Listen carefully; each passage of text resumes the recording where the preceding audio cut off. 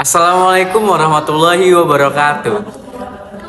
Perkenalkan, kita dari kelompok 4. Saya Muhammad Hanif Syuhada. Saya Naila Disa Nailufar. Saya Nazwa Isnabila. Saya Salsa Armaira. Kali ini kita berempat akan membahas tentang struktur sosial. Materi yang pertama akan dibacakan oleh Saudari Caca. Baik, saya akan menjelaskan tentang struktur sosial. Jadi, struktur sosial adalah tatanan hubungan antar status dan peran sosial dalam masyarakat yang bersifat dinamis dan berpengaruh terhadap budaya dan interaksi sosial. Yang kedua itu unsur. Unsur sendiri adalah pembentukan struktur sosial terdiri dari kelompok sosial, lembaga sosial, norma, serta stratifikasi sosial yang membentuk hierarki sosial. Selanjutnya akan dibacakan oleh Bila. Saya akan menjelaskan tentang sekelompok sosial.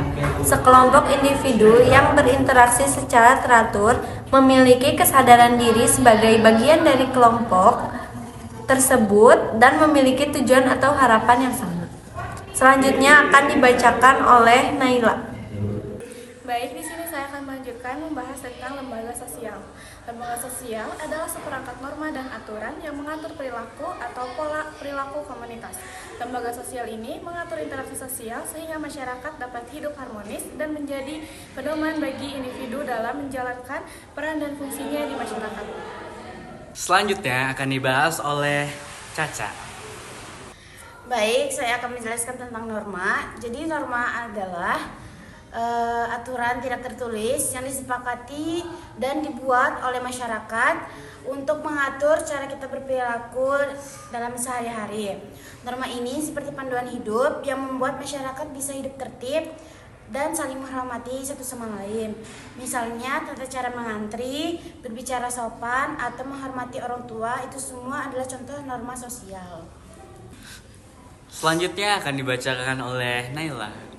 Baik, saya akan menjelaskan tentang stratifikasi sosial, yaitu pergolongan masyarakat ke dalam lapisan atau tingkatan yang bersifat hierarki dan vertikal berdasarkan kriteria seperti kekayaan, kekuasaan, kehormatan, pendidikan, dan status. Studi kasus kita ambil di Kampung Mahmud Indonesia menunjukkan bahwa kemasyarakatan mengalami perubahan sosial akibat modernisasi ke teknologi. Dahulu masyarakat kampung ini hidup mengikuti nilai-nilai tradisi dan kepercayaan adat. Dahulu masyarakat Kampung Mahmud hidup mengikuti nilai-nilai tradisional dan kepercayaan adat.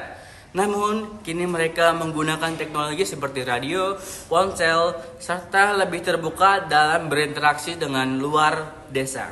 Meskipun mengalami perubahan, masyarakat tetap mempertahankan identitasnya tertentu dalam pembangunan dan adat istiadat. Ini studi kasus itu adalah intinya Kampung Mahmud merupakan contoh kunci bagaimana struktur sosial yang adaptif mampu mempertahankan sekaligus mampu berkembang mengikuti perubahan zaman tanpa kehilangan identitas budaya dan keagamaannya. Selanjutnya kesimpulannya apa, Saudari Bila? Kesimpulannya, struktur sosial adalah susunan dan pola hubungan yang teratur antara individu dan kelompok dalam masyarakat. Pola ini mengatur peran, status, norma, dan lembaga agar kehidupan masyarakat berjalan harmonis dan stabil. Struktur ini selalu berubah mengikuti perkembangan zaman dan terbagi ke dalam dimensi vertikal, kelas dan tingkatan sosial, serta horizontal, kelompok sejajar. Unsur terutama yang membentuk struktur sosial meliputi kelompok sosial, lembaga sosial, norma sosial, stratifikasi sosial, serta kebudayaan. Singkatnya, struktur sosial adalah kerangka hubungan yang menciptakan keteraturan dan harmoni dalam kehidupan bermasyarakat. Oke, mungkin segitu aja dari kelompok 4. Maaf apabila ada salah kata dan salah tutur kata kami mohon maaf yang sebesar-besarnya. Kami akhiri, wassalamualaikum warahmatullahi wabarakatuh.